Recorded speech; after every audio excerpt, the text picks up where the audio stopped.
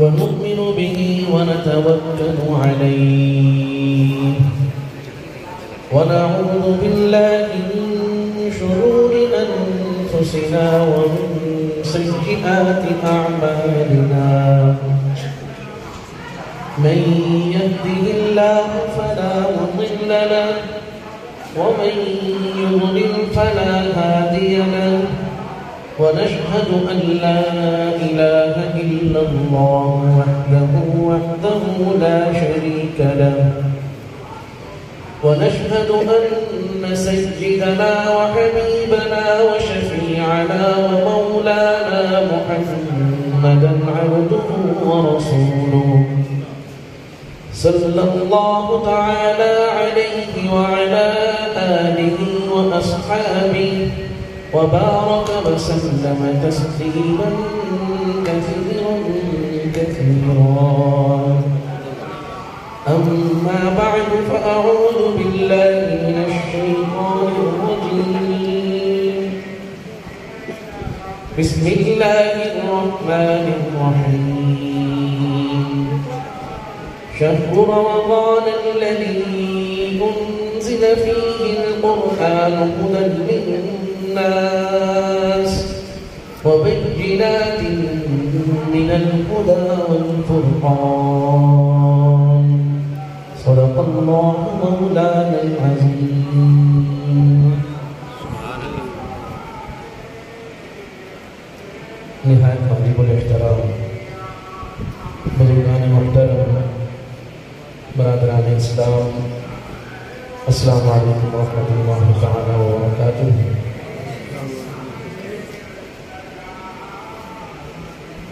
اگرچہ آپ حضرات میرے بہت قریب بیٹھے ہوئے ہیں، لیکن پتہ نہیں میرا دل کیوں کر رہا ہے کہ آپ میرے اور قریب ہو جائیں اور میں بھی آپ کے اور قریب ہو جاؤں. سبحان اللہ. یہ بلا وجہ ہمارے درمیان رکاوٹ بنا ہوا ہے.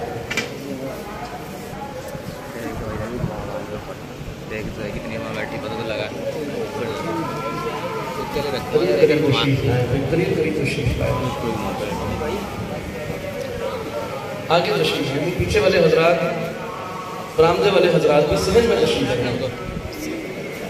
مل کر بیٹھے. وَإِذَا قِيلَ لَكُمْ تَفَسَّحُوا فِي الْمَجَالِسِ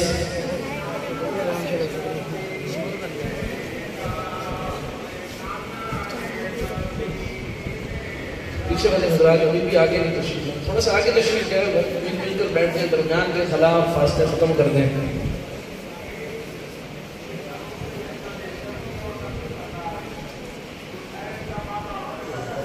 پہلی بات جو آپ دوستوں سے عرض کرنی ہے وہ یہ ہے کہ قرآن کریم کی تکمیل کی مجلس ہے،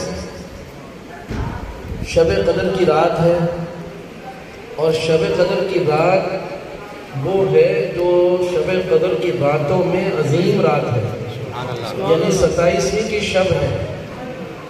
اور ہم سب کسی پارک میں، کسی شادی حال میں نہیں، بلکہ ہم اللہ کے گھر میں بیٹھے ہوئے ہیں، اور یہ وقت آپ کا اور ہم سب کا آرام کا وقت ہے. اللہ نے ہمیں توفیق بخشی کہ ہمارے لیے اپنی نیند کو قربان کرنا آسان کر دیا، اور ہم سب کو یہاں مل بیٹھنے کی توفیق عطا فرمائی. میرے دوستو، میری برادری اور ہے، آپ کی برادری اور ہے، میری زبان اور ہے، آپ کی زبان اور ہے. ہم سب یہاں دین کی اور قرآن کی اور اللہ کی نسبت سے جمع ہیں.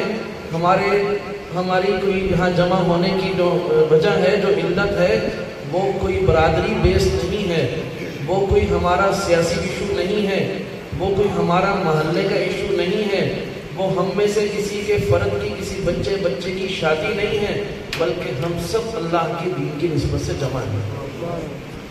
اور میں آپ دوستوں سے یہ بات عرض کرتا ہوں کہ میں اپنی نیت بھی خالص کرتا ہوں، آپ بھی اپنی نیت خالص کر لیں کہ ہم سب یہاں اس لیے بیٹھے ہیں کہ آج ہم نے اللہ سے بخشش کروا انشاءاللہ ہم اس لیے بڑھتے ہیں.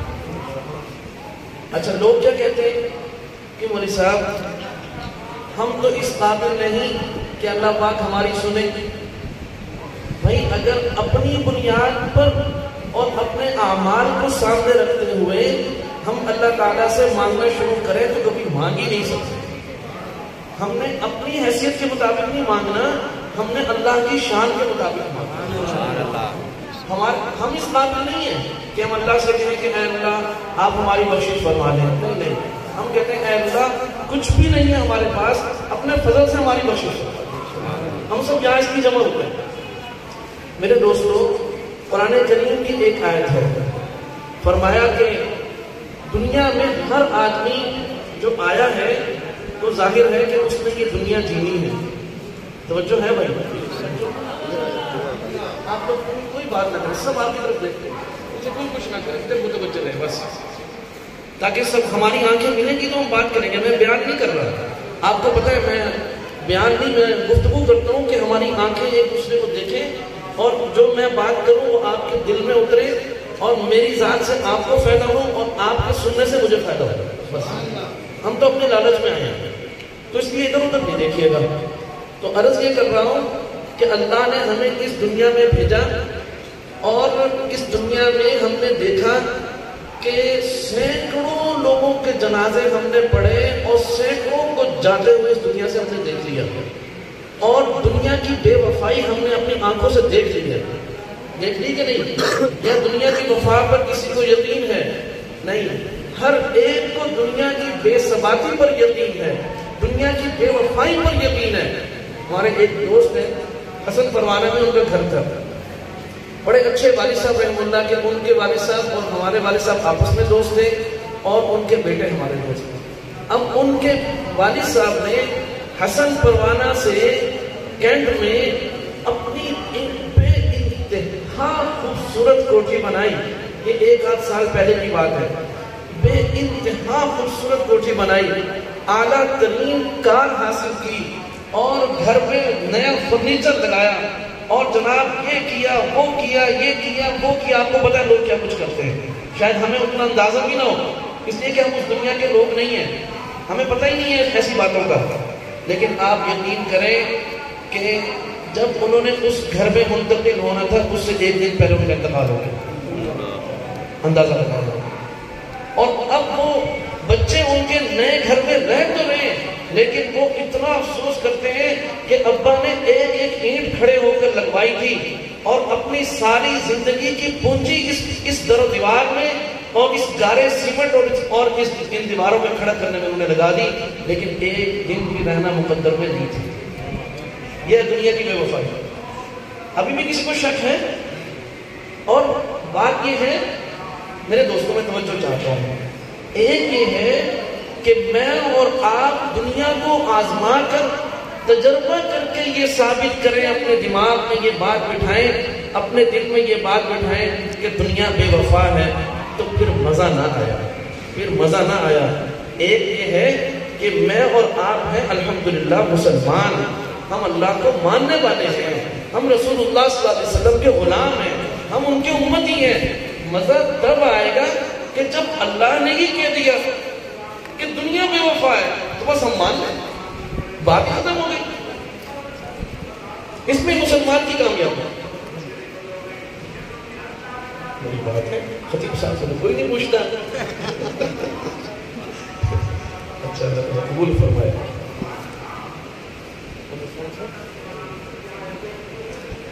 اچھا اچھا تو عرض یہ کر رہا ہوں, اللہ تعالیٰ کیا فرماتے ہیں کہ اس دنیا کی کوئی حقیقت نہیں ہے. لیکن میرے دوستوں اس کا مطلب یہ نہیں ہے, اس کا مطلب یہ نہیں ہے کہ اس دنیا کی زندگی کو ہم بیکار سمجھ کر چھوڑ دیں, ایسا نہیں. بلکہ یہ جو دنیا کی زندگی ہے یہ بہت قیمتی ہے, لیکن اس کو قیمتی بنانا پڑے گا. اس کو قیمتی, اگر کوئی اس کو ضائع کر دے روٹی حاصل کرنے میں, کوئی اس کو ضائع کر دے صرف اور صرف اس کام میں لگا ہوا ہے کہ میں دنیا سے میرے پاس 2 تھے تو 4 ہو جائے، 4 تھے تو 6 ہو جائے، 6 ہے تو 10 ہو جائے، 10 ہے تو 20 ہو جائے. یہی اس کا مقصد ہے، اور دن رات اس کا اسی میں لگا ہوا ہے. اور نہ اللہ کی اس کو پرواہ ہے، نہ اللہ کے رسول کی اس کو پرواہ ہے، نہ اللہ کے دین کی اس کو پرواہ ہے، اس کو نہ اسلام کی پرواہ ہے، نہ اس کو اللہ والوں سے کوئی تعلق ہے، نہ اولیاء اللہ سے اس کو کوئی محبت ہے، نہ اس کو صحابہ سے کوئی محبت ہے، نہ اس کو قرآن کے ساتھ دل لگتا ہے. یہ ہے جس نے اپنی زندگی بیکار کر دی. اور اگر اس زندگی کو کوئی قیمتی بنا لے تو یہ زندگی بہت بڑی نعمت ہے. رسول اللہ صلی اللہ علیہ وسلم کے زمانے میں 2 صحابی مسلمان ہوئے. اب ان میں سے ایک صحابی مسلمان ہوتے ہی چند دنوں کے بعد شہید ہو کر اللہ کے ہاں پہنچ گئے، اور دوسرے صحابی وہ 1 سال کے بعد ان کا انتقال ہوا. اب رسول اللہ صلی اللہ علیہ وسلم کے دل میں اللہ تعالیٰ نے یہ بات ڈالی کہ حضرات صحابہ اکرام سے ایک سوال کیا جائے. چنانچہ آپ علیہ السلام نے صحابہ اکرام سے پوچھا کہ یہ بتاؤ کہ ان دونوں میں سے اللہ کے ہاں کس کو زیادہ اجر ملے گا اور کس کو زیادہ اللہ کا قرب ملے گا، کس کو جنت میں اعلیٰ درجہ ملے گا. اب صحابہ اکرام رضوان اللہ تعالیٰ مجمعین نے جواب دیا کہ یا رسول اللہ، جو پہلے مسلمان جو پہلے فوج شہید ہوا، جو صحابی پہلے شہید ہوئے، وہ جنت میں اعلیٰ جگہ پر ہوں گے، اس لیے کہ ان کو شہادت کی موت ملی اور انہوں نے اپنی زندگی میں کوئی گناہ نہیں کیا، ادھر ایمان لائے، ادھر شہید ہو کر اللہ کے پاس پہنچ گئے، تو ان کا مقام اونچا ہے. تو رسول اللہ صلی اللہ علیہ وسلم نے ارشاد فرمایا کہ وہ جو میرا صحابی اب فوت ہوا ہے سال کے بعد، اس نے جو پورا سال اضافی نمازیں پڑھی ہیں اس کا اجر کہاں جائے گا؟ اس نے جو پورا سال قرآن کی تلاوت کی ہے اس کا اجر کہاں جائے گا؟ اس نے جو پورا سال صدقہ خیرات کیا ہے اس کا اجر کہاں جائے گا؟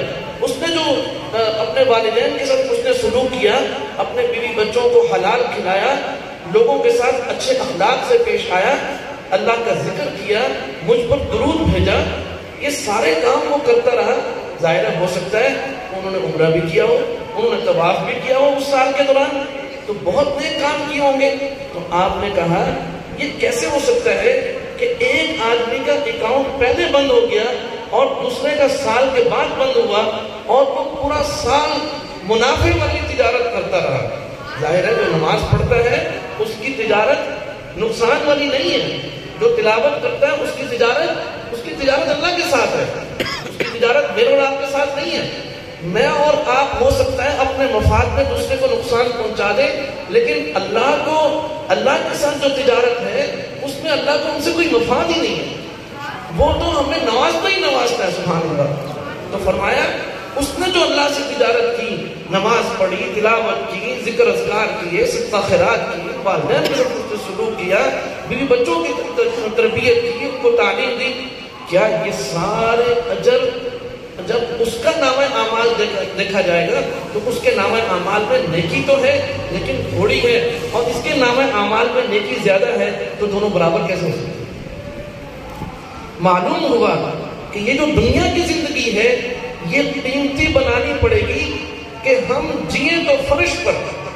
آپ رہ رہے ہیں پیر کالونی میں، میں رہ رہا ہوں پیر کالونی میں، میں رہ رہا ہوں اپنے مکان میں، میں پاکستان میں گھوم رہا ہوں، اللہ تعالیٰ ساری دنیا میں لے کے جائے، میں رہ رہا ہوں اس زمین پر، لیکن میری نگاہ وہ آخرت پر لگی ہوئی ہے.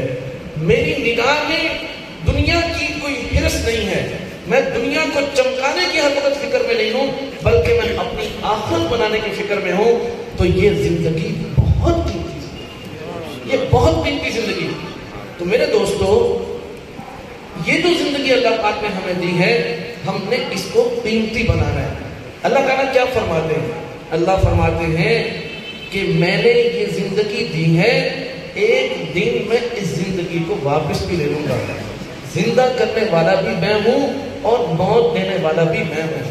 اللہ فرماتے ہیں بظاہر ایسا لگتا ہے جب میں اور آپ موت کا لفظ سنتے ہیں تو ہم پر ایک خوف طاری ہو جاتا ہے، ایک وحشت طاری ہو جاتی ہے، ایک ایسی بات، نامانوس سی بات ہماری طبیعت میں آ جاتی ہے، ایک عجیب ڈر سا ہماری طبیعت کے اندر پیدا ہو جاتا ہے. لیکن حقیقت یہ ہے میرے دوستو، موت سے ڈرنے کی اس کو ضرورت ہے کہ جس نے آگے خدا نہ خاص کر گناہ بھیج رکھے.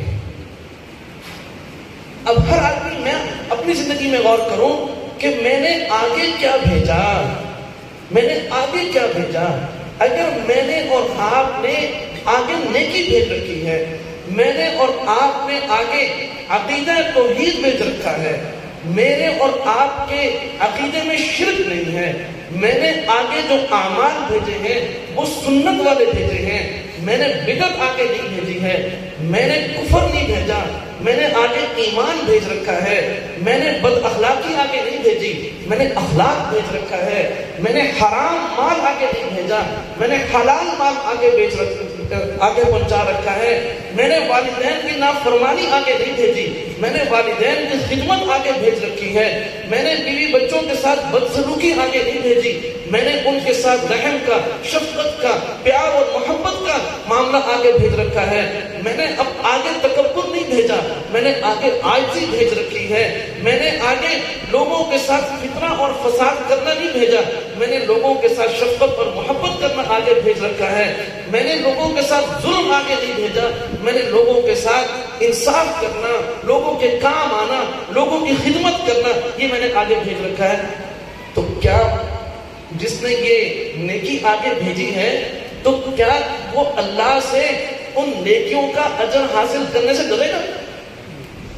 اصل میں جو ڈر ہمارے اندر ہے, آپ اپنے سینے میں غور و فکر کریں, میں اپنے اندر غور و فکر کرتا ہوں, جو ڈر ہے وہ ڈر اس کو نہیں ہوتا کہ جو اپنی زندگی کو بنانے میں لگا ہوا ہے, ڈر اس کو ہوتا ہے جو اپنی زندگی کو بگاڑنے میں لگا ہوا ہے. میرے دوستوں, آپ یقین کیجئے کتنے ہمارے دوست تھے جو چاہتے تھے اگلے سال بھی 27 رمضان کو ہم موجود ہوں, لیکن ہم اس سال اپنے ہی ہاتھوں ان کو دفن کر چکے ہیں. آج اللہ نے یہ عظیم نعمت رمضان کی صورت میں مجھے اور آپ کو عطا فرمائی ہے. میرے دوستو, اللہ کیا فرماتے ہیں, میں پیچھے دیکھوں گا تو مجھے سیاہی نظر آئے گی, میں پیچھے دیکھوں گا تو مجھے اپنی زندگی میں اندھیرا نظر آئے گا, مجھے ظلمت نظر آئے گی, اس کو دیکھتے ہوئے میں اللہ سے ڈر بیٹھوں گا. اللہ فرماتے ہیں نہیں نہیں, ایسی بات نہیں ہے. اگر کوئی مجھ سے صلح کرنا چاہتا ہے تو جو چاہتا ہوں, اگر کوئی مجھ سے بنانا چاہتا ہے, سبحان اللہ, بگاڑتا رہا تیری مرضی, میں تو تیری انتظار میں بیٹھا ہوں. آج تو مجھ سے دوستی کرنا چاہتا ہے, تو میرے قریب آنا چاہتا ہے, گھبراتا کیوں ہے؟ ایک طرف میری شان ہے معاف کرنے کی, اور ایک طرف تیرے گناہ ہیں, اور تیرے گناہ تو بہت چھوٹے ہیں اور میری رحمت بہت بڑی. ڈر مت, میرے سے ڈرتا ہے, اور ڈرنا ہے تو دعاؤں سے ڈر. میرے دوستو, میری بات توجہ سے سنیے گا, جنت کچھ نہیں ہے, جہنم کچھ نہیں ہے. آپ آج یہاں نیکی کرتے ہیں, میں آج یہاں نیکی کرتا ہوں. جنت چٹیل میدان ہے, وہ خالی میدان ہے. آپ نے پڑھا سبحان اللہ, اس چٹیل میدان میں درخت لگ گیا. آپ نے 100 دفعہ پڑھا, آپ روزانہ 100 دفعہ پڑھے. کسی کو ہم کہتے ہیں سبحان اللہ نماز کے بعد 33 دفعہ پڑھو, اس کو مشکل لگتا ہے, لیکن آپ فضیلت بتا دو کہ بھائی جب ایک دفعہ پڑھو گے تو ایک دفعہ ایک درخت لگے گا, اور ایسا درخت لگے گا جو بہت اونچا اور اتنا سایہ دار ہوگا کہ تم جنت کا گھوڑا اس میں دوڑا دوڑا کے تھک جاؤ گے, تم بھی تھک جاؤ گے, تمہارا گھوڑا بھی تھک جائے گا, اس کا سایہ ختم ہو جائے گا. تو بھائی اب جب یہ بات بتائی جائے گی تو بھائی اللہ پاک تو ہمارے منتظر بیٹھے ہیں. میرے دوستو, آپ اپنے دل پر ہاتھ رکھ کر مجھے ایک بات بتائیں, کیا اللہ کی شان میری عبادت سے بڑھ سکتی ہے؟ کیا اللہ کی شان میری عبادت کی محتاج ہے؟ ہرگز نہیں. ہم ساری کائنات کے لوگ مل کر اللہ کی عبادت کریں تو اللہ کی شان میں کوئی فرق نہیں پڑتا ہے. اس کی شان ہماری عبادت سے مستغنی اور لاپرواہ ہے, اس کو کوئی ضرورت نہیں ہے. اللہ کی عبادت کرنے کا فائدہ مجھے اور آپ کو ہے. اللہ نے یہ رمضان جو ہمیں عطا فرمائے, یہ دراصل ہماری بخشش کے بہانے ہیں, اور یہ اللہ کے پیار کی دلیل ہے کہ اللہ چاہتے ہیں کہ یہ جنت میں چلا جائے. اللہ چاہتے ہیں کہ کوئی جہنم میں جانے والا نہ بنے، سب جنت میں جانے والے بن جائیں۔ اللہ تو یہ چاہتے ہیں، کیا ہم بھی یہ چاہتے ہیں کہ نہیں؟ اگر آج کے دن جو چاہتے ہیں دوستو، اگر آج کے دن ہم نے یہ فیصلہ کر لیا کہ آج تک جو کچھ ہوا میں سچے دل سے اللہ سے معافی مانگتا ہوں، آپ یقین کیجئے اللہ ابھی ابھی آپ کو اپنا دوست بنا لے گا۔ سبحان اللہ۔ وہ دوستی کرنے میں دیر نہیں لگاتا، وہ دوستی کرنے میں دیر لگاتا۔ میرے دوستو، آج لوگ اپنی بیویوں کی خاطر دین کو چھوڑ رہے، اپنی اولاد کی خاطر دین کو چھوڑ رہے، اپنے دوستوں کی خاطر دین کو چھوڑ رہے، اس پیسے کی خاطر دین کو چھوڑ رہے۔ کیا لوگوں تمہارے پاس وہ قصے کم ہیں کہ تمہیں نظر آ جائے کہ بیویوں نے کیسے کیسے بے وفائی کی، تمہیں نظر آ جائے کہ اولاد نے کیسے کیسے دھکے دیے؟ کیا تمہیں نظر نہیں آتا کہ جس پیسے کی خاطر تم نے اپنی صحت قربان کی، اپنے دین کو داؤ پہ لگایا، اپنے ایمان کو داؤ پہ لگایا، آج وہ پیسہ تمہارے کام کا نہیں ہے؟ وہ پیسہ دوستو، شفا پیسے میں نہیں ہے، رزق پیسے میں نہیں ہے۔ بڑے بڑے مالدار ہم نے اپنی آنکھوں سے ہر وقت ہم دیکھتے ہیں، ساری زندگی پیسہ کمایا راحت حاصل کرنے کے لیے، اور جب بڑھاپا آیا اب وہ پیسہ دوسرے کو فائدہ دے رہا ہے۔ ڈاکٹر کہتے ہیں آپ نے صبح شام 10 گولیاں کھانی ہے، آپ نے کہیں جانا نہیں ہے، گاڑیاں باہر لین میں کھڑی ہیں، ڈرائیور لین میں کھڑے ہیں، ڈاکٹر نے منع کر دیا آپ نے کہیں جانا نہیں ہے، آپ نے لیٹے رہنا ہے، دوائی کھا کر سونا چاہتے ہیں سو نہیں سکتے۔ یہ پیسے میں کچھ نہیں رکھا اگر اللہ کا حکم نہ ہو تو۔ دنیا کی چیزوں کی بے وفائی کے آنکھوں سے دیکھ نہیں چکے ہم، اور پھر بھی ہم انہی کے ساتھ وفا کرنا چاہتے ہیں۔ میرے دوستو، ہم اللہ کے وفادار بن جائیں، ہم اللہ کے وفادار بن جائیں، اللہ کے ہو جائیں، تو میرے دوستو یہ دنیا یہ آپ کے جوتوں میں آئے گی۔ اس دنیا کی مثال ایسے ہے جیسے آپ سائے کے پیچھے بھاگ رہے ہوں، وہ سایہ کبھی آپ کے ہاتھ نہیں آئے گا، وہ آپ کو رسوا کرے گا، اور اگر آپ جو ہے وہ اپنا رخ پھیر دیں اس سے تو وہ سایہ خود بخود آپ کے اندر ضم ہو جائے گا، وہ سایہ آپ کا حصہ بن جائے گا۔ ہمارے بزرگوں میں حضرت مولانا رشید احمد گنگوہی نور اللہ مرقدہ، بہت بڑے اللہ والے ہمارے اسلاف میں گزرے ہیں۔ ان کے پاس ایک شخص آیا اور آ کر عرض کرنے لگا، حضرت یہ اتنے پیسے ہیں یہ قبول کر لے۔ حضرت نے فرمایا بھائی مجھے ضرورت نہیں ہے، آپ کسی اور کو دے دو۔ وہ کہنے لگا حضرت یہ بہت بڑی رقم ہے، لے لو بعد میں پچھتاؤ گے۔ حضرت نے فرمایا نہیں مجھے اس کی ضرورت نہیں ہے، لے جاؤ۔ حضرت دیکھ لیں پھر کوئی اور نہیں ملے گا اتنی بڑی رقم دینے والا۔ حضرت نے بڑے استغنا کے ساتھ فرمایا تجھے اتنی بڑی رقم کو ٹھکرانے والا بھی کوئی نہیں ملے گا۔ اگر تو یہ کہتا ہے تو یہ لینے والا نہیں ملے گا، جا تو بھی لے کے جا، تجھے سارے ہاتھ مانگ کر لینے والے تو ملیں گے، ٹھکرانے والا بھی لانا۔ ہم ٹھکراتے ہیں، ہم ہاتھ نہیں پھیلاتے، ہم ٹانگ پھیلا کر بیٹھتے ہیں۔ یہ تھے ہمارے اللہ والے۔ وہ وہاں سے اٹھا اور اٹھ کر اس نے خادم سے پوچھا کہ حضرت کا جوتا کہاں ہے؟ اس نے کہا کہ حضرت کا جوتا سیڑھیوں پر رکھا ہے۔ وہ گیا، اس زمانے میں اس کے پاس تھیلا تھا، بہت بڑا سیٹ تھا وہ، اس نے وہ تھیلا پورا کھولا اور کھول کر حضرت کی جوتیوں کے اوپر نچھاور کر دیا۔ حضرت اٹھے واش روم جانے کے لیے، اپنے جوتے کے پاس جب پہنچے تو فرمایا کہ یہاں تو پیسے پڑے ہوئے، جوتا کہاں گیا؟ تو تلاش کی تو جوتا پیسوں کے نیچے پڑا تھا۔ فرمایا ہم تو کہتے تھے کہ یہ دنیا رسوا ہو کر ہمارے جوتوں میں آئے گی، آج آنکھوں سے بھی دیکھ لیا۔ یہ تھے ہمارے بزرگ۔ میرے دوستو، آج ہم نے ان چیزوں کی خاطر اپنی قیمتی زندگی، آج ہم باتوں میں اپنا وقت گزار رہے ہیں۔ قیامت کے دن ہر مسلمان افسوس کرے گا، اے کاش دنیا میں نے جو فلاں وقت ضائع کیا تھا، اگر میں اس کی جگہ لا الہ الا اللہ پڑھتا رہتا، میں سبحان اللہ پڑھتا رہتا، میں الحمدللہ پڑھتا رہتا، میں قرآن کی تلاوت کرتا رہتا، میں فلاں کسی کو گالی نہ دیتا، میں فلاں کے ساتھ بدتمیزی نہ کرتا، آج میں جنت کے کس اونچے مقام پر ہوتا۔ یہ زندگی کسی کام کی نہیں ہے، لیکن یہ زندگی بڑے کام کی ہے۔ میری دونوں باتوں کو آپ نے خود ہی جوڑنا ہے. کسی کام کی نہیں ہے لیکن بڑے کام کی ہے, اس کو قیمتی بنانا ہے. میرے دوستوں, دنیا والوں کے لیے حضرت مولانا احمد علی لاہوری رحمہ اللہ فرماتے تھے, فرمایا تم نے دنیا والوں کو خوش کرنے کے لیے زندگی کھپا دی. میرے دوستوں, اگر تم دنیا والوں کو اپنے جسم کا گوشت کاٹ کر اور اپنے ہاتھ سے پکا کر بھی کھلاؤ گے تو وہ کہیں گے نمک زیادہ تھا یا کم تھا, گھی کم تھا یا زیادہ تھا, وہ تو پھر بھی خوش نہیں ہوں گے. اور ایک اللہ ہے کہ آپ اس کو منانا چاہو تو وہ کبھی نہیں روکتا, وہ تو ہر وقت تمہارا منتظر بیٹھا ہوا ہے. میرے دوستوں, اللہ کی طرف دیکھنا ہے. لا تقنطوا من رحمت اللہ, اللہ کی رحمت سے مایوس مت ہو, اللہ کی رحمت سے مایوس مت ہو. آج کی اس مجلس میں ہم اس بات کا عزم کر لیں. آج ابھی آپ میں سے کون کون چاہتا ہے اپنے دل پر ہاتھ رکھ کر بتائیے گا, مجھے نہ بتائیں, آپ کا معاملہ میرے ساتھ نہیں ہے, آپ کا معاملہ میرے ساتھ نہیں ہے, ہماری یہ مجلس چند منٹوں میں ختم ہو جائے گی, میں اپنی جگہ چلا جاؤں گا, آپ اپنی اپنی جگہ چلے جائیں گے. آپ کا معاملہ آپ کے اس رب کے ساتھ ہے جس نے یہ دل آپ کو عطا کیا ہے.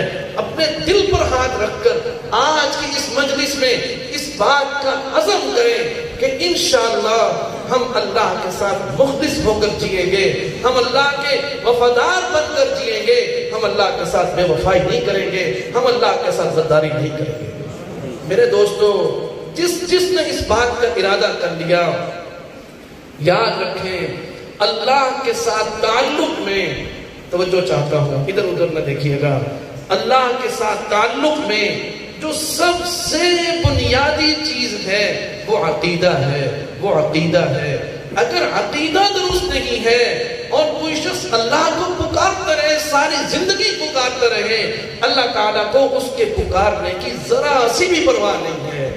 چنانچہ قرآن کریم بتاتا ہے مشرکین مکہ ایسا نہیں ہے کہ وہ اللہ کو نہیں مانتے تھے, وہ اللہ کو مانتے تھے, وہ بیت اللہ کو مانتے تھے, وہ بیت اللہ کی صفائی اور اس کی نظافت کا خیال کرتے تھے, وہ عمرہ کرنے والوں کے لیے پانی کا, سائے کا, کھانے کا, آرام کا, راحت کا انتظام کرتے تھے. ہر سال حج بیت اللہ ہوا کرتا تھا, وہ حجاج کی خدمت کیا کرتے تھے, سب کچھ کیا کرتے تھے, لیکن ان کا عقیدہ درست نہیں تھا.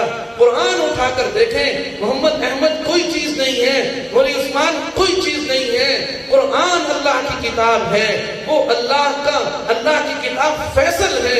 وہ کہتی ہے کہ ان کے اعمال بڑے خوبصورت تھے, وہ اللہ کے راہ میں خرچ کرنے والے, عمرہ کرنے والوں پر خرچ کرنے والے, حج کرنے والوں پر خرچ کرنے والے, مسافروں پر خرچ کرنے والے, بڑی صفات گنوائی قرآن نے ان کی کہ بڑے کام کے لوگ تھے, بڑے اخلاق کے لوگ تھے, لیکن ان کے عقیدے کے اندر شرک پایا جاتا تھا. قرآن نے فیصلہ کر لیا اولئک حبطت اعمالهم کہ ان کے اعمال بیکار ہیں, وفی النار هم خالدون. اچھے اعمال کے ساتھ قیامت میں اللہ کے سامنے پیش ہوں گے, عمرہ کرنے والوں کی خدمت کے ساتھ اللہ کے حضور پیش ہوں گے, حج کرنے والوں کی خدمت کے ساتھ اللہ کے حضور پیش ہوں گے, بیت اللہ کی صفائی کے ساتھ اللہ کے حضور پیش ہوں گے, بیت اللہ کی حفاظت کے ساتھ اللہ کے حضور پیش ہوں گے. لیکن اللہ فرمائے گا مجھے نہیں ضرورت, اس لیے کہ تمہارا میرے ساتھ عقیدہ درست نہیں تھا. وفی النار هم خالدون, ان کو ہمیشہ ہمیشہ کے لیے جہنم میں ڈال دیا جائے گا. میرے دوستو, یہ میری بات نہیں ہے, آپ قرآن کے غلام ہیں, قرآن اللہ کی کتاب ہے. نہ پڑھو کسی فرقے میں, کوئی چیز نہیں دیوبندیت, کوئی چیز نہیں بریلویت, کوئی چیز نہیں فرقہ واریت. میرے دوستو, اللہ کا دین سچا ہے, اللہ کا قرآن سچا ہے, اللہ کے رسول صلی اللہ علیہ وسلم کی حدیث سچی ہے, صحابہ اکرام کی ایک ایک بات سچی ہے. سچا دین مٹ نہیں سکتا. اللہ نے جو دین حضرت جبریل امین کے واسطے سے, رسول اللہ کے واسطے سے صحابہ تک اللہ نے جو دین دیا تھا وہ کبھی مٹ نہیں سکتا. خدا کی قسم, میں دل کی گہرائیوں سے آپ سب کو اس بات کی دعوت دیتا ہوں, ساری فرقہ بندیوں کو توڑ کر اللہ کے دین کی طرف آ جاؤ, اس فرقہ واریت کو مٹا دو, قرآن کے غلام بن جاؤ، حدیث رسول اللہ کے غلام بن جاؤ، صحابہ کے غلام بن جاؤ. یہی ایک راستہ ہے جنت میں جانے کا. اس کے سوا جتنے راستے ہیں وہ جہنم کی طرف لے جانے والے ہیں. میں کسی کی ترجمانی نہیں کر رہا، میں قرآن کا ترجمان ہوں، میں حدیث رسول اللہ کا ترجمان ہوں، میں دین محمدی صلی اللہ علیہ وسلم کا ترجمان ہوں. اس لیے میرے دوستو عقیدہ درست کر لو. اسی طرح میرے دوستو رسول اللہ صلی اللہ علیہ وسلم کے بارے میں بھی عقیدہ درست کر لو. اللہ نے ہر چیز کی حد رکھی ہے. اللہ کے ساتھ کوئی دوسرا شریک نہیں، حتیٰ کہ وہ نبی ہی کیوں نہ ہو وہ بھی اللہ کا شریک نہیں ہو سکتا. اللہ کیا نبی کے محتاج ہیں؟ 1.25 لاکھ پیغمبر اور سب نبیوں کے نبی سید الانبیاء والمرسلین، سید البشر، سید الکائنات، وہ بھی اللہ کے محتاج ہیں. کوئی اللہ کسی کا محتاج نہیں ہے اور سب اللہ کے محتاج ہیں. کوئی اللہ کسی ولی کا محتاج نہیں ہے اور سب اولیاء اللہ اپنی پیشانیاں اللہ کے سامنے سجدہ ریز کرتے ہیں، وہ سب اللہ کے محتاج ہیں. میرے دوستو یہ عقیدے کی بات ہے. میں آج مولانا عثمان صاحب نے تھوڑا سا شاید ایسے لگا وہ تو اپنے اخلاص کے ساتھ کر رہے تھے کہ شاید میں اس لیے آیا ہوں کہ میں آپ سے مدرسے کے لیے کچھ مانگ لوں. کیا شاید ہم اس لیے جمع ہوئے ہیں کہ آپ مسجد کے لیے کچھ دے دیں؟ میرے دوستو میں کون ہے تو میں کون ہوتا ہوں دینے والا اگر وہ لینا. اگر آپ مسجد کو دے رہے ہیں تو آپ مولوی عثمان صاحب کو نہیں دے رہے اور آپ خود نہیں دے رہے، وہ قبول کر رہا ہے تو آپ دے رہے. اگر آپ دارالرحیمیہ پر خرچ کر رہے ہیں تو کون ہوتے ہیں؟ میں کون ہوتا ہوں؟ آپ کون ہوتے ہیں دینے والے؟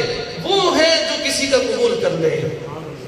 میرے دوستو میں نے آج رات تنہائی میں جب قرآن کریم کی تلاوت کی میرے رونگٹے کھڑے ہو گئے. مولانا عثمان صاحب نے مجھے کہا ہے کہ آپ کے پاس وقت کم ہے، بتائیں میں بات کروں یا ختم کر دوں؟ دیکھو میرے دوستو میں نے قرآن کی آیت پڑھی، میرا ذہن یہ تھا کہ میں سورۃ التوبہ تک رات کو پڑھ لوں گا، لیکن جب میں چوتھے پارے کی اس آیت پر پہنچا میرے رونگٹے کھڑے ہو گئے.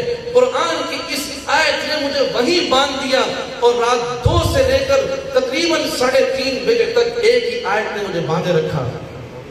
کیا کہا اس نے مجھے؟ ہے اللہ میں کیسے آپ کو بتاؤں کہ جب اللہ کے رسول صلی اللہ علیہ وسلم نے یہودیوں سے کہا کہ اللہ کے راستے میں مال خرچ کرو، صحابہ اکرام سے کہا، بات ان تک پہنچ گئی کہ یہ نبی یہ اپنے ماننے والوں سے دین کی خاطر پیسے مانگتا ہے. کبھی جہاد کے لیے پیسے مانگ رہا ہے، کبھی کسی بیمار کے لیے پیسے مانگ رہا ہے، کبھی مسجد کی تعمیر کے لیے پیسے مانگ رہا ہے. تو وہ کہنے لگے اچھا آپ لوگ یہ پیسے جو مانگتے ہو تو اللہ کے لیے مانگتے ہو نا؟ ظاہر ہے کہ جواب کیا ہے اس کا؟ بولے میرے ساتھ، اس کا جواب کیا ہے؟ کہ اللہ کے لیے مانگتے ہیں نا. تو اچھا تو ان بدبختوں نے جو بات کہی قرآن نے اس کو ذکر کیا. آپ سنیں گے، آپ تڑپ جائیں گے، آپ رو دیں گے کہ ان بدبختوں کی زبان کٹ کیوں نہیں گئی، یہ زمین میں دفن کیوں نہیں ہوں گے، یہ کسی کالے پانی میں غرق کیوں نہیں ہوں گے. میرے اللہ کے بارے میں انہوں نے یہ بات کہہ دی. کیا کہنے لگے؟ اللہ نے اس کو ذکر کیا. اللہ اکبر. لقد سمع اللہ قول الذین قالوا ان اللہ فقیر ونحن اغنیاء. اللہ فرماتے ہیں میں نے تمہاری بات سن لی، مجھ میں ہمت نہیں ہو رہی کہ میں آپ کے سامنے ذکر کروں. اللہ فرماتے ہیں اے بدبختو میں نے تمہاری بات سن لی، تم نے تو یہ کہا کہ اللہ بھیک مانگ رہا ہے، اللہ محتاج ہے اور ہم دینے والے ہیں. اللہ معاف فرمائے، اللہ معاف فرمائے. میں نے جب یہ آیت پڑھی میرے رونگٹے کھڑے ہو گئے. میں نے کہا نہیں، میں نے فوراً اللہ سے کہا، میں نے کہا اے اللہ ہم نہیں کہتے. جنہوں نے کہا وہ جھوٹے ہیں، وہ بدبخت ہیں. میں نے اپنے اللہ سے باتیں کی، تنہائی کا وقت تھا، رات کا اندھیرا تھا، میں کمرے میں اکیلا تھا. میں نے اللہ سے باتیں کی. میں نے کہا اے اللہ یہ یہودیوں نے کہا ہے، ہم نہیں کہتے، ہم نہیں کہتے. اے اللہ میں یہ کہتا ہوں، میرے دوست یہ کہتے ہیں، میرے اساتذہ یہ کہتے ہیں، میرے شاگرد یہ کہتے ہیں، میرے مریدین یہ بات کرتے ہیں. اے اللہ اس کو نوٹ کر لے. اللہ جیسے آپ نے ان کی بات سنی ہے اللہ ہماری بات بھی سن لے. میں نے فوراً کہا, میں نے کہا نہیں, ان اللہ غنی, اللہ غنی ہے, ونحن الفقراء, ہم بھیک مانگنے والے ہیں, اللہ آپ دینے والے ہیں.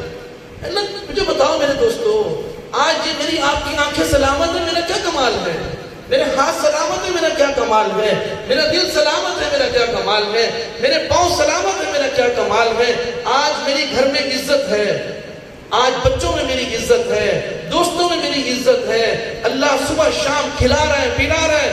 اللہ نے کس قدر ہمیں اعزاز اور اکرام کے ساتھ رکھ رکھا ہے. بتاؤ ہمارے اندر بھی کوئی ایسی بات ہے؟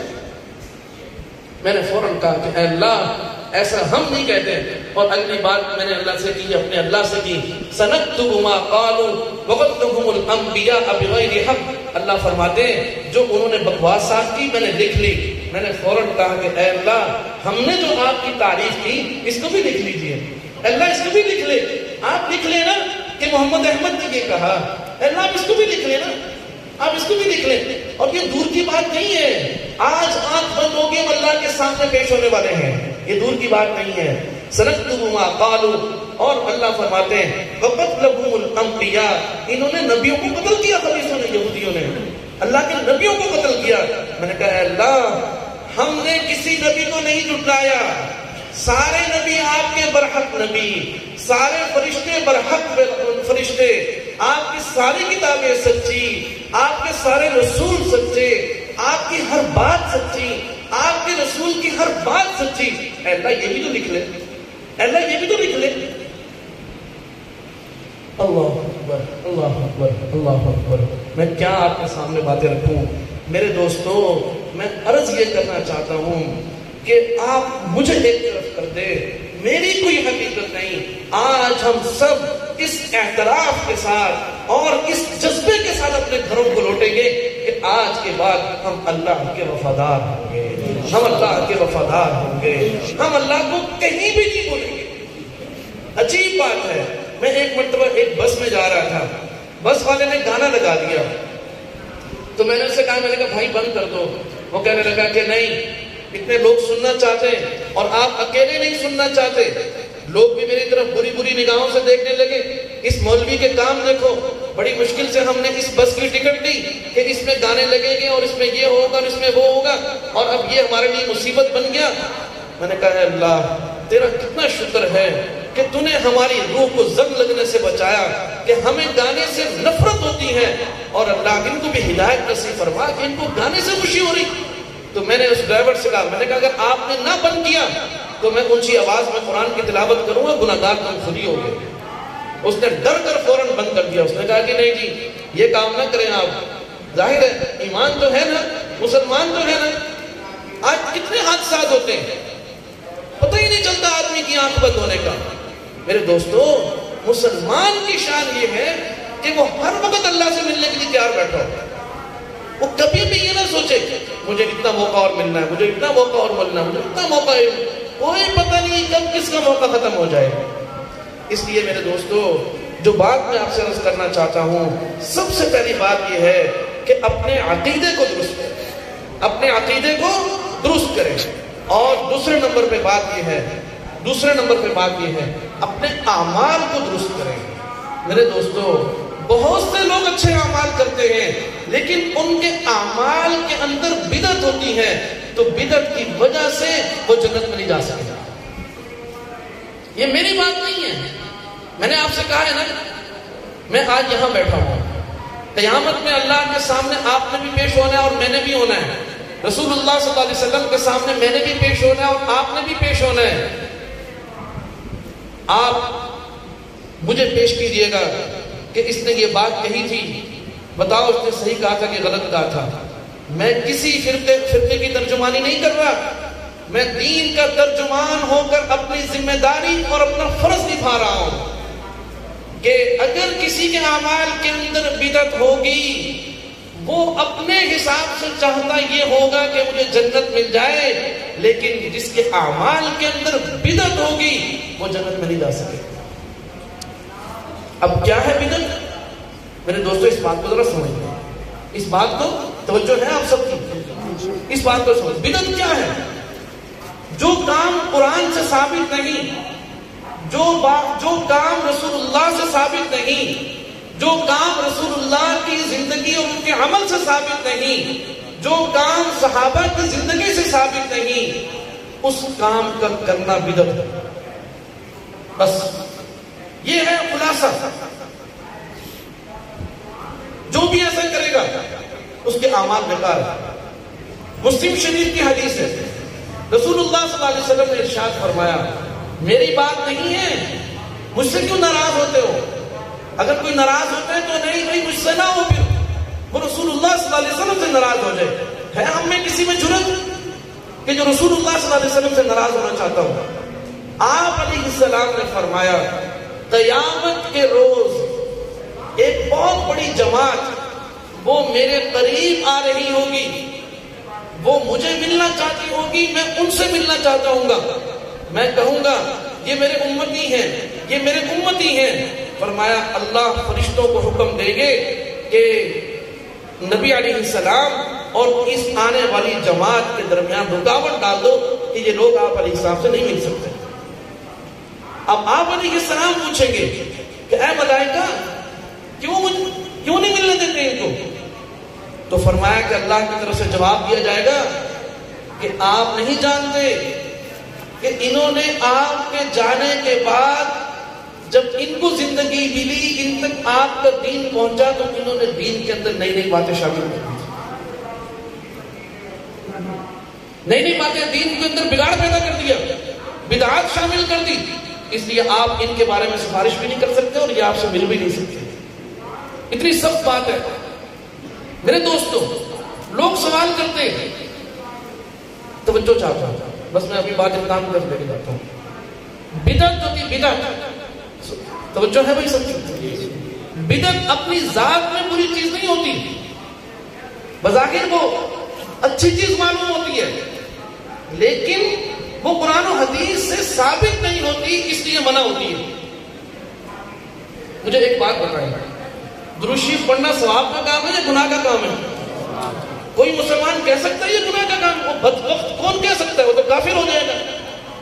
لیکن مجھے ایک بات بتائیں، اگر درود شریف ہم نماز میں سورۃ الفاتحہ کی جگہ پڑھ لیں تو ہماری نماز ہوگی یا ٹوٹ جائے گی؟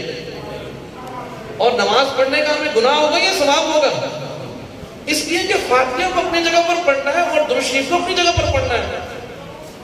اب سورۃ الفاتحہ پڑھنا یہ ثواب کا کام ہے یا گناہ کا کام ہے؟ اگر کوئی شخص سورۃ الفاتحہ التحیات کی جگہ پڑھ لے تو اس کی نماز ہوگی یا ٹوٹ جائے گی؟ اس کی نماز ٹوٹ جائے گی. تو جو اعمال ہیں، اعمال غلط نہیں ہیں، لیکن ہم پابند ہیں کہ جس موقع پر جو عمل اللہ نے اور اللہ کے رسول صلی اللہ علیہ وسلم نے فرمایا اور ہمیں کر کے دکھلایا، ہم اس کے پابند ہیں، ہم اس کے پابند ہیں. جب تک ہم دین کو اپنی مرضی سے لے کر چلیں گے تو ہم ناکام ہوں گے. میرے دوستوں میری بات سن لیں، میں دور نہیں جانا چاہتا، اپنی بات کو اختتام کی طرف لے کے جانا چاہتا ہوں. نمبر 1، ہم نے اپنا عقیدہ درست کرنا ہے. میں حضرت مولانا محمد عثمان صاحب کی خدمت میں تشریف فرما ہو گئے یہ بات عرض کرتا ہوں کہ جمعوں کے اندر جو قرآن و حدیث کا عقیدہ ہے اس کو بالترتیب بیان کریں، بالترتیب. اللہ کی توحید، اللہ کی شان، اللہ کی عظمت، رسول اللہ صلی اللہ علیہ وسلم کی گفتگو، پھر قرآن کریم کے بارے میں، پھر صحابہ کے بارے میں، ایک ایک عقیدے کے بارے میں جو قرآن و حدیث سے ثابت ہے اس کو جمعوں کے اندر ترتیب سے بیان کریں. انشاءاللہ پوری امت کو فائدہ ہوگا انشاءاللہ. اسی طریقے سے سنت کو، ہم سنت کے پابند ہیں، ہم سنت کے پابند ہیں. ہم قرآن و حدیث میں جو سنت والی زندگی ہے اس کو بالترتیب بیان کریں. اور اسی طریقے سے میرے دوستو 2 باتیں میں نے یہ عرض کر دی تھی، بس اختتام کی طرف جاتا ہوں کہ ہم نے اپنے عقیدے کو درست رکھنا ہے، ہم نے اپنے اعمال کو درست رکھنا ہے، اور تیسرے نمبر پہ بات یہ ہے کہ ہم نے اپنے معاملات کو بھی درست رکھنا ہے. اگر کوئی شخص اس زندگی میں حلال حرام کی تمیز نہیں کر رہا، جائز ناجائز کی پرواہ نہیں کر رہا، مال کہاں سے آ رہا ہے، کیوں آ رہا ہے، کس کا ہے، بس جمع کیے جانے پر تو خدا نہ خواستہ میں لگا ہوا ہوں، یہ آدمی بھی نہیں بچ سکتا. عقیدہ بڑا صحیح تھا اس کا، اس کے اعمال بھی بڑے سنت کے مطابق تھے، لیکن اس کے معاملات کے اندر بگاڑ تھا. آج لوگ بہنوں کی وراثت کھا جاتے ہیں کہ نہیں کھا جاتے؟ بیویوں کا مال کھا جاتے ہیں، ماں باپ کا مال کھا جاتے ہیں، بہن بھائیوں کا مال کھا جاتے ہیں. یہ معمولی بات نہیں ہے. میں 50 دن کے سفر کے بعد آیا ہوں یہاں، اور ہر وقت میرا پوری دنیا کے لوگوں کے ساتھ واسطہ ہے. پوری دنیا میں جو اس وقت فتنے کی جڑ ہے، جو مصیبت کی اور آزمائش کی جو جڑ ہے، وہ معاملات کی خرابی ہے. حلال حرام کی تمیز ہی نہیں لوگوں کو، اور خاص طور پہ بڑا بھائی چھوٹوں کا مال کھا رہا ہے، شوہر اپنی بیوی کا مال کھا رہا ہے، بھائی اپنی بہنوں کے مال کھا رہے ہیں. شوہروں نے اپنی بیویوں کے مہر نہیں دیے، دینا ہی نہیں چاہتے. تو میرے بھائی یہ بہت بڑی پکڑ کی باتیں ہیں. اسی طرح مولانا عثمان صاحب سے درخواست کروں گا معاملات کو بیان کریں انشاءاللہ، کیونکہ ہمارا فریضہ ہی ہے. اور اسی طریقے سے میرے دوستو اگلی چیز ہے کہ اخلاقیات کو بیان کریں، کہ ہمارے اخلاق کیسے ہونے چاہیے. اخلاقیات کو بیان کریں. بعض اوقات عقیدہ بھی درست، اعمال بھی درست، معاملات بھی درست، آدمی کے اخلاق غلط ہوں، اس کے اندر تکبر پایا جاتا ہے، اس کے اندر حسد پایا جاتا ہے، اس کے اندر دشمنی پائی جاتی ہے، اس کے اندر کینہ پایا جاتا ہے.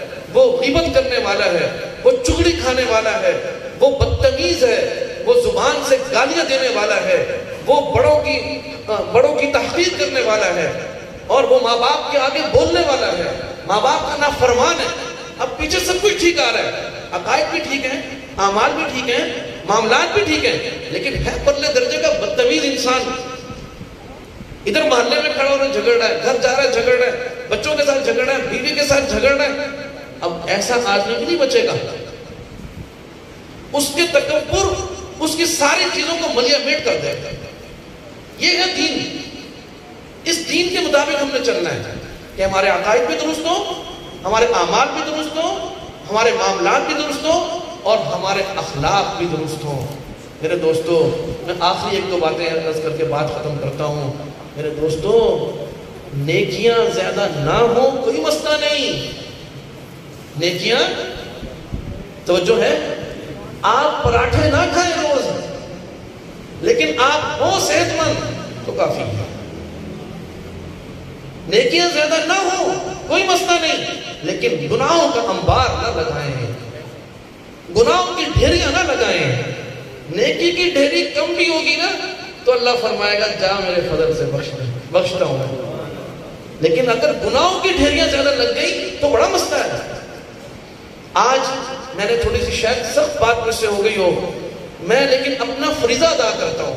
میں جہاں جاتا ہوں میں واہ واہ کے لیے نہیں جاتا.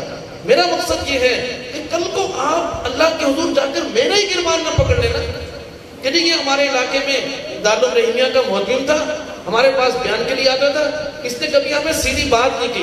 نہیں بھائی، میں اپنے آپ کو سرخرو کر رہا ہوں، گواہی دو گے نا؟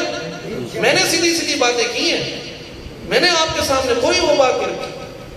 تو اس لیے میرے دوستو اصل تو لالچ کیا ہے؟ اصل تو لالچ کیا ہے؟ توجہ چاہتا ہوں. اصل تو لالچ یہ ہے کہ جنت میں ہم سب اکٹھے ہو جائیں. اصل لالچ کیا ہے؟ جنت میں ہم سب اکٹھے ہو جائیں. اور میں اپنی دعاؤں میں یہ بات کرتا ہوں کہ اے اللہ آپ نے ہمیں دارالرحیمیہ دیا، ٹھیک ہے بھائی توجہ ہے، اے اللہ آپ نے ہمیں دارالرحیمیہ دیا. اب دارالرحیمیہ کو جو بنانے والے ہیں، دارالرحیمیہ میں جو اساتذہ پڑھانے والے ہیں، یہاں جو پڑھ کر چلے گئے اور جو آج پڑھ رہے ہیں اور جو قیامت تک پڑھتے رہیں گے، اے اللہ اور جو اس مدرسے سے محبت کرتا ہے، اے اللہ جو اس کے ساتھ تعاون کرتا ہے، جو اس کو اپنی دعاؤں میں یاد رکھتا ہے، اے اللہ آپ کی جنت تو بہت بڑی ہے، وہاں آپ ہمیں ایک دارالرحیمیہ عطا کرنا، تاکہ پھر وہاں سب جنہوں نے بنایا وہ بھی ہوں گے، جو پڑھاتے ہیں وہ بھی ہوں گے، اور جو پڑھتے ہیں وہ بھی ہوں گے، اور جو محبت کرنے والے خرچ کرنے والے وہ بھی ہوں گے. اور اگلی بات بتاؤں، میرے جذبات دیکھیں کہ میں اللہ سے یہ دعا مانگتا ہوں کہ اے اللہ ہم نے آپ صلی اللہ علیہ وسلم کو نہیں دیکھا، نہیں دیکھا، اے اللہ قیامت کے روز ایسا ہو کبھی ہم سب مل کر کہیں کہ آپ علیہ السلام کی زیارت کو چلیں، اور کبھی ہم کہیں یا رسول اللہ ہمارے گھر تشریف لائیں، ہمارے ادارے میں تشریف لائیں، اور کبھی ہم حضرت ابو بکر صدیق رضی اللہ عنہ کو اپنے پاس بلائیں، کبھی اماں عائشہ کو بلائیں، کبھی حضرت فاطمہ الزہرا رضی اللہ عنہ کو بلائیں، کبھی حضرت حسن رضی اللہ عنہ کو بلائیں، کبھی حضرت حسین رضی اللہ عنہ کو بلائیں، کبھی حضرت امیر معاویہ رضی اللہ عنہ کو بلائیں. یہ بڑے بڑے حضرات ہمارے اولیاء اللہ، حضرت امام ابو حنیفہ کو بلائیں، حضرت بہاؤالدین زدگی رحمہ اللہ کو بلائیں، حضرت اجمیری رحمہ اللہ کو بلائیں، حضرت معین الدین چشتی رحمہ اللہ کو بلائیں. انہی سے تو ہم تک دین پہنچا ہے. ہمارے یہ اولیاء اللہ جو اس دھرتی پر پھیلے ہوئے ہیں اور اپنے اپنے مزارات میں آرام فرمائے، اگر یہ نہ ہوتے تو آج ہم کافر ہوتے ہیں. لوگ بڑے آرام سے کہہ دیتے ہیں کہ نہیں یہ لوگ اولیاء اللہ کو نہیں مانتے.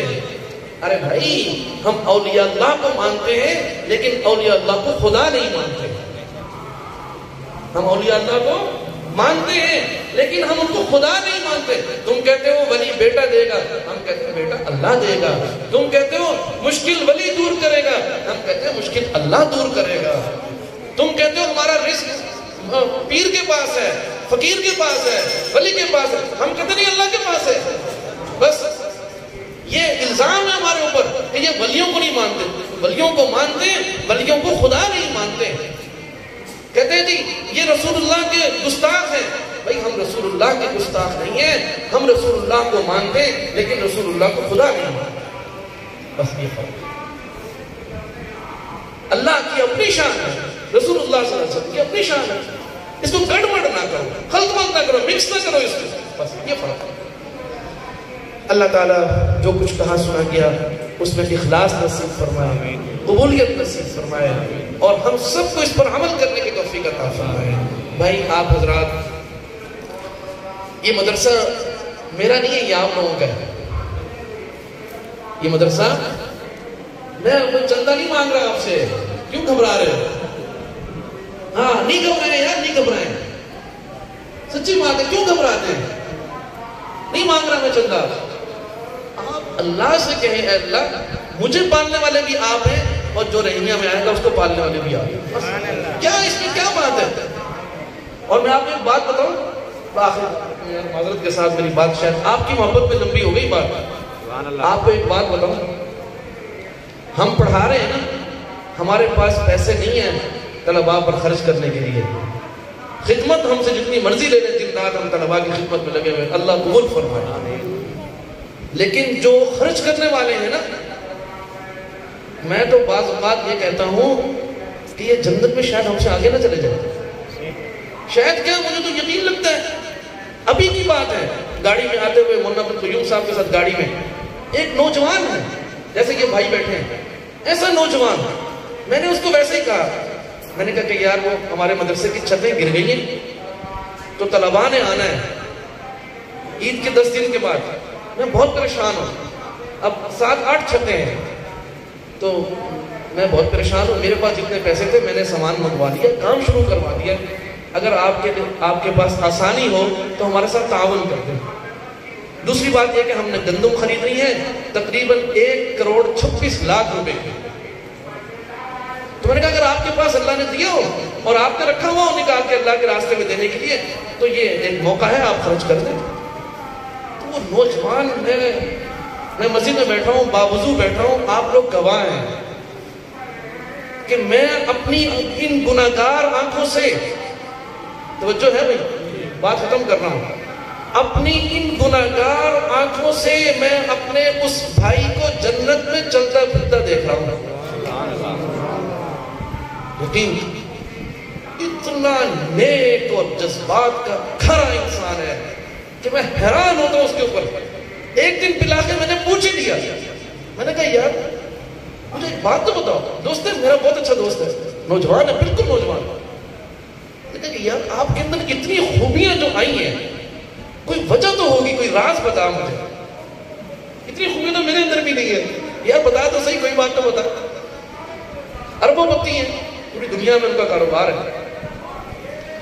کہتا جی جو میری والدہ ہے نا وہ مسئلے سے نہیں اٹھتی.